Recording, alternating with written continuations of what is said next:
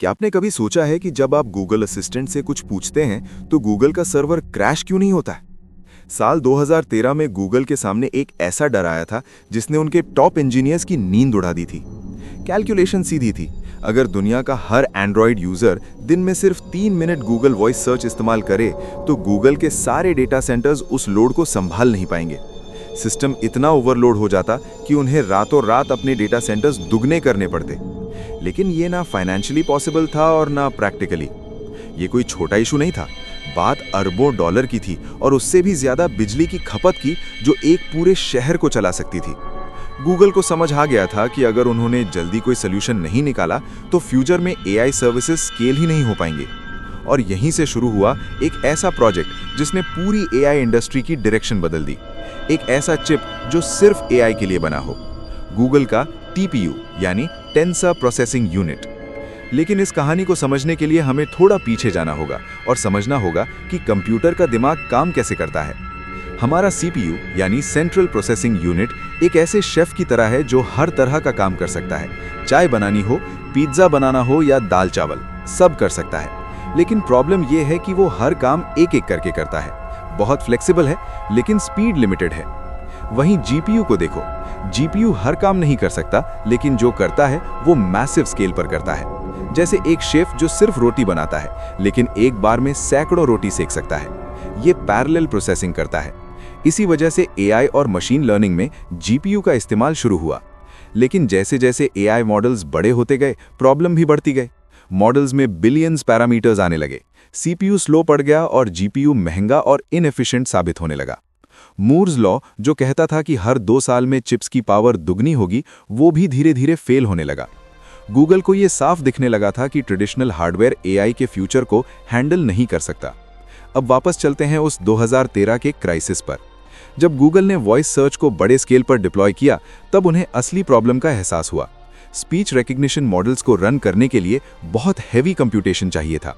अगर यूसेज बढ़ता तो उन्हें अपने इंफ्रास्ट्रक्चर को बहुत तेजी से एक्सपैंड करना पड़ता। तभी गूगल ने एक बोल्ड डिसीजन लिया। उन्होंने कहा कि अब हम दूसरों के बनाए चिप्स पर डिपेंड नहीं रह सकते, हमें अपना हार्डवेयर खुद बनाना होगा जो सिर्फ एआई के लिए ऑप्टिमाइज्ड हो। यहीं से टीपीयू का जन्म हुआ। टीपीयू एक एसिक है यानी application specific integrated circuit.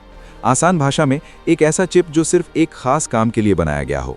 CPU एक स्विस आर्मी नाइफ की तरह है जो हर काम कर सकता है, लेकिन टीपीयू एक निंजा सॉर्ड की तरह है जो सिर्फ एक काम के लिए बना है और उस काम में अनबीटेबल है। एआई का कोर काम क्या है? नंबर्स को मल्टीप्लाई और ऐड करना यानी मैट्रिक्स मल्टीप्लिकेशन। सीपीयू और जीपीयू में बहुत रिसोर्सेज कंट्रोल लॉजिक और इंस्ट्रक्शन हैंडलिंग में जाते हैं, लेकिन टीपीयू में लगभग पूरा हार्डवेयर इसी मैथ को फास्ट करने के लिए डेडिकेटेड है। अब एक और इंटरेस्टिंग चीज समझते हैं। जब एआई कोई इमेज या आवाज प्रोसेस करता है तो वो उसे नंबर्स में कन्वर्ट करता है। इन नंबर्स को हम टेंसर कहते हैं। एक सिंगल नंबर 0D होता है। नंबर्स की लाइन 1D, टेबल 2D और मल्टीपल टेबल्स मिलकर टेंसर बनाते हैं। एआई बेसिकली इन टेंसर्स के साथ मैथ करता है। लेकिन ट्रेडिशनल प्रोसेसर्स में एक बड़ी प्रॉब्लम होती है जिसे वॉन न्यूमन बॉटलनेक कहते हैं। प्रोसेसर को हर बार कैलकुलेशन के लिए मेमोरी से डेटा लाना पड़ता है। सोचो एक शेफ जो हर बार नमक लेने के लिए किचन से बाहर जा रहा है। काम कम और भागदौड़ ज्यादा। टीपीयू ने इस प्रॉब्लम को एक स्मार्ट डिजाइन से सॉल्व किया जिसे सिस्टोलिक अरे कहते हैं। इसमें डेटा चिप के अंदर लगातार फ्लो करता रहता है। एक बार डेटा अंदर आ गया तो वो बिना रुके मल्टीपल कैलकुलेशन से गुजरता है, जैसे फैक्ट्री की असेंबली लाइन जहां काम लगातार चलता रहता है। इससे स्पीड में ह्यूज जंप आया। गूगल ने एक और स्मार्ट ट्रिक यूज की जिसे क्वांटाइजेशन कहते हैं। एआई को हर बार परफेक्ट एक्यूरेसी की जरूरत नहीं होती। अगर वैल्यू 10.123 है तो उसे 10 मान लेना भी काफी होता है। इससे कंप्यूटेशन फास्ट हो जाती है और एनर्जी भी कम लगती है।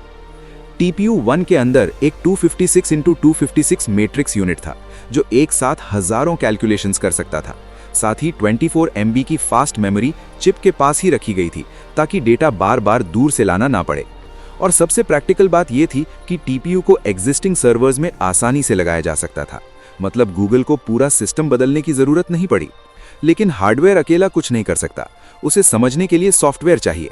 गूगल ने इसके लिए टेंसर फ्लो बनाया और एक्सएलए कंपाइलर डेवलप किया जो ह्यूमन कोड को टीपीयू की लैंग्वेज में ट्रांसलेट करता है। यहीं से असली पावर आती है, जब हार्डवेयर और सॉफ्टवेयर परफेक्ट सिंक में काम करते हैं। पहला टीपीयू सिर्फ इन्फ्रेंस के लिए था, यानी एआई जो पहले से सीख चुका है वही यूज कर सकता था। लेकिन बाद में टीपीयू V2 और V3 आए जो ट्रेनिंग भी कर सकते थे। ट्रेनिंग एआई का सबसे हैवी प्रोसेस होता है, जहां मॉडल को सिखाया जाता है। इसके लिए गूगल ने B-FLAT16 नाम का नंबर फॉर्मेट यूज किया, जिससे ट्रेनिंग फास्टर हो गई। लेकिन इतनी पावर के साथ हीट भी आई।